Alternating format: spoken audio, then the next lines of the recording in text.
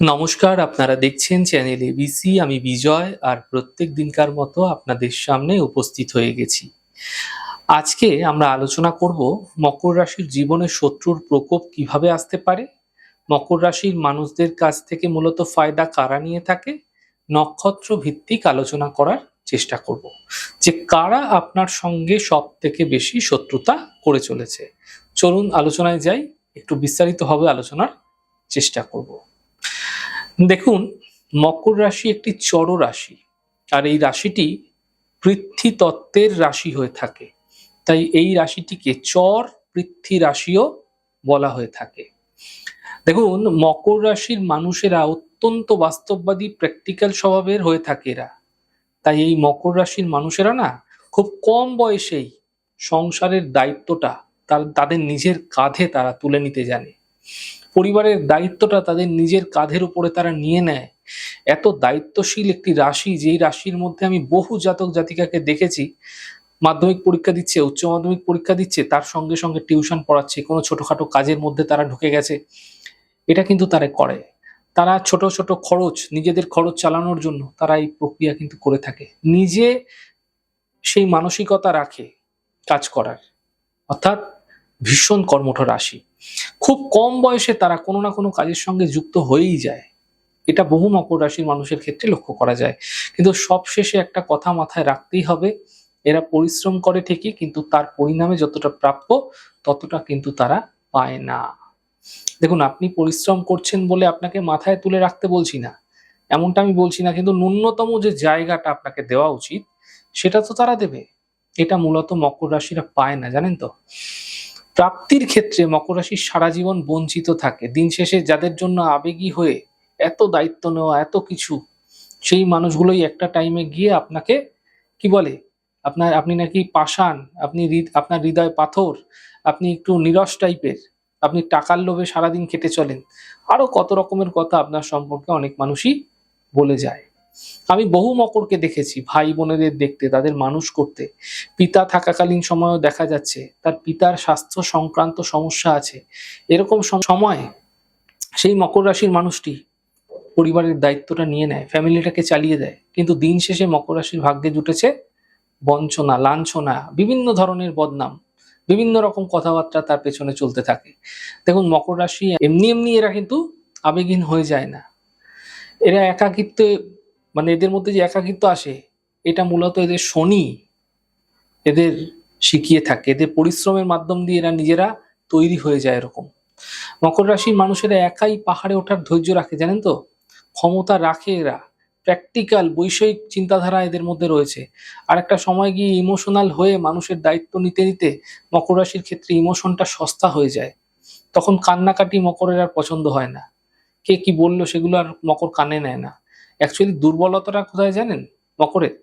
মনের মতো মানুষ তো পায় না, আর দ্বিতীয়ত কষ্টের কথা কাউকে জানাতে চায় না, আর বলতেও পারে না। সব দায়িত্ব নিজের ঘাড়ে নিয়ে নিতে চায়। এবার আমরা আলোচনা করব মকর রাশিতে থাকা ৩টি নক্ষত্রের মধ্যে প্রথম নক্ষত্র উত্তরাষাঢ়া নক্ষত্র সম্পর্কে। দেখুন, উত্তরাষাঢ়া নক্ষত্রের জাতক জাতিকারা অত্যন্ত ন্যায়নীতিপরায়ণ এবং সুশৃঙ্খলভাবে জীবনচক্র চালাতে চায়। লড়াই করতে ভালোবাসে এরা। কিন্তু এদের ফায়দা নেয় কারা জানেন? এদের অফিসের বস এত পরিশ্রম করে, আবার দায়িত্ব কিন্তু তার উপর বাড়িয়ে দেয়। তাদের মধ্যে রেসপন্সিবিলিটি আরো বেশি বাড়িয়ে দেয়। মানে অফিসের বস মকর রাশির উত্তরাষাঢ়ার জন্য আমি মনে করি সব থেকে বেশি ফায়দা গ্রহণকারী মানুষ, জানেন তো। একই সাথে আপনাকে টার্গেট পজিশনের টোপ দেয় অনেক সময়, কিন্তু দিনরাত কোম্পানির জন্য, অর্গানাইজেশনের জন্য খাটাখাটনি করার পরও আপনি কিন্তু সহজে ক্রেডিট পান না। এটা অস্বীকার করার কোনো জায়গা নেই। আপনি বঞ্চিত হন এখানেও। ক্রেডিট অন্য কেউ পায়, আপনি বঞ্চিত হন। এবার আলোচনা করব মকর রাশিতে থাকা দ্বিতীয় নক্ষত্র শ্রবণা নক্ষত্র সম্পর্কে। দেখুন, শ্রবণা মানে শ্রবণ করা, শোনা। আমি একটি বিষয় দেখেছি, শ্রবণা নক্ষত্রের মানুষেরা খুব ভালো শ্রোতা হয়, খুব ভালো শুনতে পারে। আপনি বলছেন, এরা খুব মন দিয়ে শুনবে, ধীরে সুস্থে শুনবে, এবং মানুষের দুঃখ দূর করতে শ্রবণা কিন্তু বদ্ধপরিকর। শ্রবণা নক্ষত্রের জাতক জাতিকাদের ফায়দা আমি সব থেকে বেশি নিতে দেখেছি তাদের শ্বশুর বাড়ির লোকজনকে। শুধু শ্বশুরবাড়ির দোষ দেব না, পরিবারের কিছু অলস মেম্বার রয়েছে, অলস সদস্য রয়েছে, তারাও ফায়দা নিয়ে থাকে, ভীষণ ফায়দা নিয়ে থাকে শ্রবণার মানুষদের থেকে। কিন্তু সমস্যার কথা কি জানেন? তাদের সমস্যার কথা হচ্ছে মকরের কানে একটা কিছু না কিছু ঢেলে দেওয়া। এমন ভাবে কানের মধ্যে বলবে, এমন ভাবে কানের মধ্যে ঢালবে, মকর নিজেকে আর কন্ট্রোল করতে পারবে না। মকর শান্তভাবে সব দায়িত্ব নেবে, তারা ঠিক প্ল্যান করে আপনাকে সেই দায়িত্ব রেসপন্সিবিলিটি দিয়েও দেবে।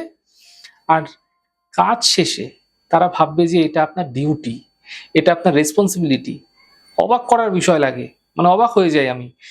মানে তারা সমস্ত কিছু আনন্দ ফুর্তি করছে, সব ঠিক আছে, আর যদি কোনো দায়িত্বের ব্যাপার থাকে তখন মকর।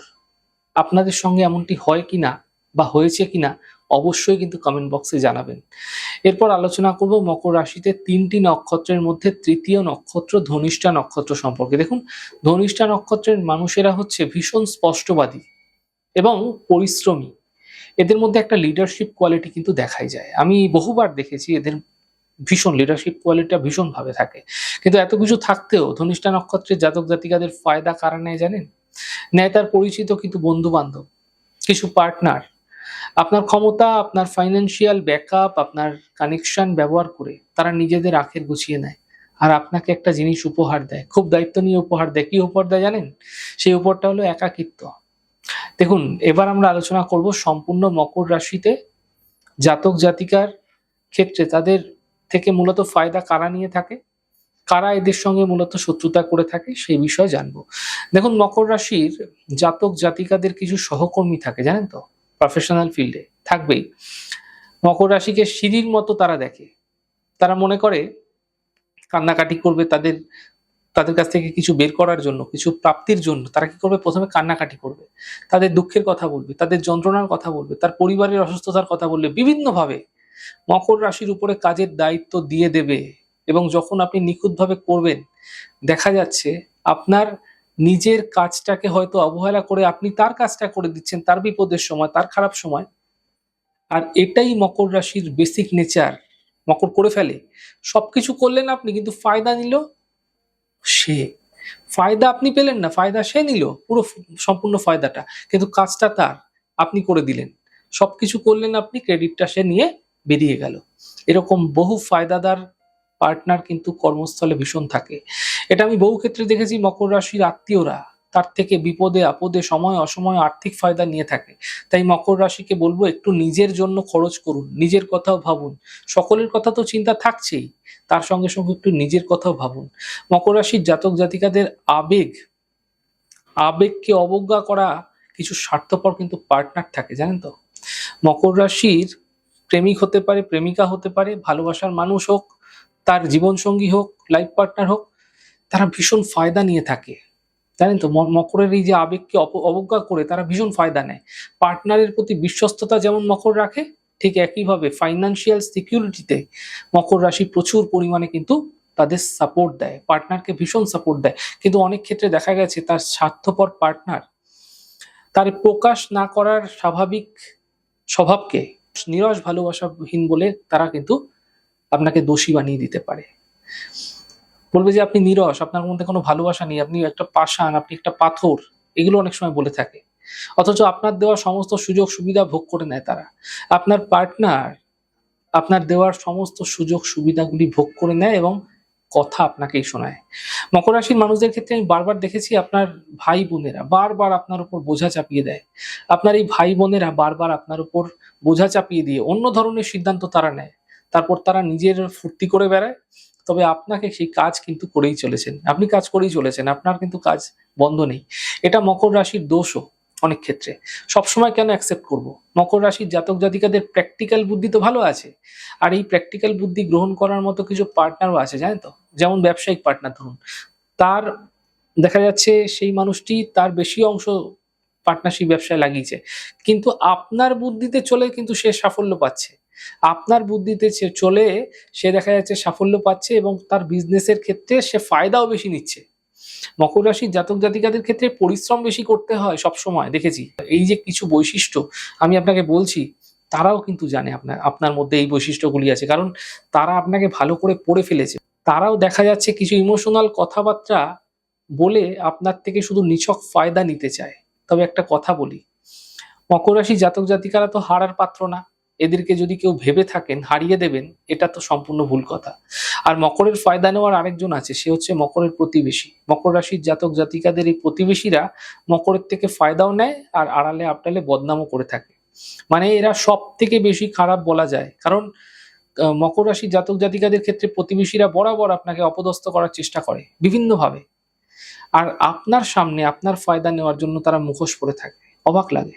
যারা মকর রাশি আছেন আপনারা, যারা মকর রাশির মানুষ আছেন, সবার সব দায়িত্ব নিজের ঘাড়ে নিয়ে নেবেন না। নিজের ঘাড়ে সমস্ত দায়িত্ব কেন নিয়ে নেন? সবার সব দায়িত্ব নিজের ঘাড়ে তুলে নেওয়া বন্ধ করুন।